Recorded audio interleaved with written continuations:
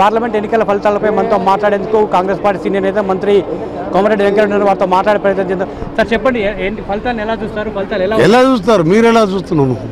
భారతదేశంలో 3వ ప్లేస్లో ఉన్నదంటే నల్గొండ జిల్లా. ఇవాళ కాంగ్రెస్ జెండా తీసుకొని ఎర్రకోటపై ఎగరేసినట్టు ఉంది. మాకు జాతీయ పతాకం పక్కకు కాంగ్రెస్ పార్టీ జెండా ఎగరవేసినట్టు కష్టపడ్డ ఎండాకాలంలో కష్టపడ్డ కాంగ్రెస్ పార్టీ నాయకులకు, కార్యకర్తలకు, మా వీర సైనికులకు చేతులెత్తి వాళ్ళకు ప్రణామం చేస్తూ, పెద్దవాళ్ళందరికీ పాదాభివందనం చేస్తూ, మా నాయకులు, మా ఎమ్మెల్యేలు ఈరోజు మేము ఫస్ట్ టైం ఊహించినాం, కానీ ఇంత మెజార్టీ అన్నీ చెప్పినాం. కానీ నిజంగా నల్గొండ, భువనగిరి రెండు కాన్స్టిట్యున్సీలు పోయినసారి అప్పుడే గవర్నమెంట్ వస్తే కూడా తక్కువ మెజార్టీతో భువనగిరిలో నేను ఇక్కడ ఉత్తమ్ కుమార్ గెలిచినాం.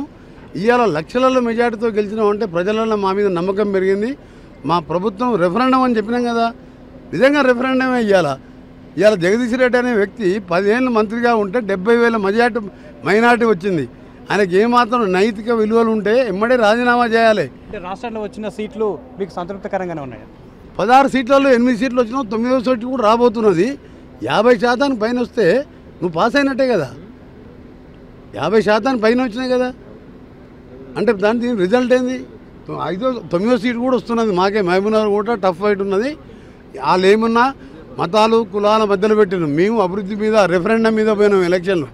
రాహుల్ గాంధీ న్యాయ యాత్ర మేము 5 గ్యారంటీ అని పెట్టినాం. ఇక్కడ ఇందిరమ్మ గ్యారంటీలు అని చెప్పినాం. మీ చేసే కార్యక్రమాలతో పోయినాం. వాళ్ళు కులాలు, మతాల మధ్యలో పోటీ పెట్టిన వాళ్ళు.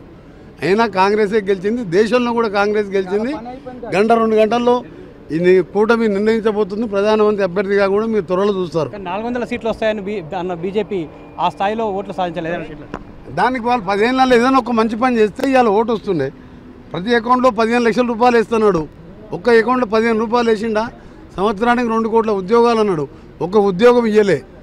ఇవాళ ఏం పెట్టుకొని అడిగిన వాళ్ళు ఇక్కడ. అందుకని కేసీఆర్ కూడా ఇవాళ మేము చెప్పినాం కదా 16 తర్వాత పార్టీ బంద్ అని. మెదక్, సిద్దిపేట, గజ్వేల్ ఉన్న కాన్స్టిట్యూన్సీలో కూడా 3వ స్థానం పోయిందంటే కేసీఆర్ ఇప్పటికైనా క్షమాపణ చెప్పి పార్టీ ఆఫీస్ క్లోజ్ చేసుకొని, అది గవర్నమెంట్ స్థలం కాబట్టి పార్టీకి రిటర్న్ ఇచ్చేసి పార్టీ మేము బంద్ చేసుకుంటున్నాం అని చెప్పి పోయి ఆయన ఫామ్ హౌస్లో వ్యవసాయం చేసుకుంటే మంచిది. ఇంత ఘోరంగా మొన్న 3 నెలల కింద తిరస్కరించును.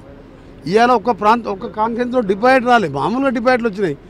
సిద్దిపేట, గజ్వేల్ ఆయన సొంత ప్రాంతం ఎంపీ కూడా 3వ ప్లేస్కి వచ్చినాక ఆయన ఇప్పటికే రిటైర్ ప్రకటన వచ్చేది ఉండే. ఎప్పుడైతే ముఖ్యమంత్రి పదవి పోతే రాజీనామా ఎట్లా చేస్తారో గవర్నర్కు, ఇంత ఘోరంగా 10 ఏళ్ళు పాలించిన తర్వాత ఓడిపోతే ఎమ్మడే ఆ పార్టీని బంద్ చేసుకోవాలి. ఇప్పటికైనా సలహా ఇస్తున్నా, మీరు ఫోన్ ట్యాపింగ్లు కానీ, గొర్రెల స్కామ్ కానీ, కాళేశ్వరం కానీ చాలా తప్పులు చేసిన ప్రజలకు శిక్షించను. ఇక మీరు పార్టీ బంద్ చేసుకోండి. మేము చేసే కార్యక్రమాలకు ప్రతిపక్షంలో ఉంటే మాకు సహకరించండి, సలహాలు ఇవ్వండి, స్వీకరిస్తాం, పనిచేస్తాం, అభివృద్ధి చేస్తాం.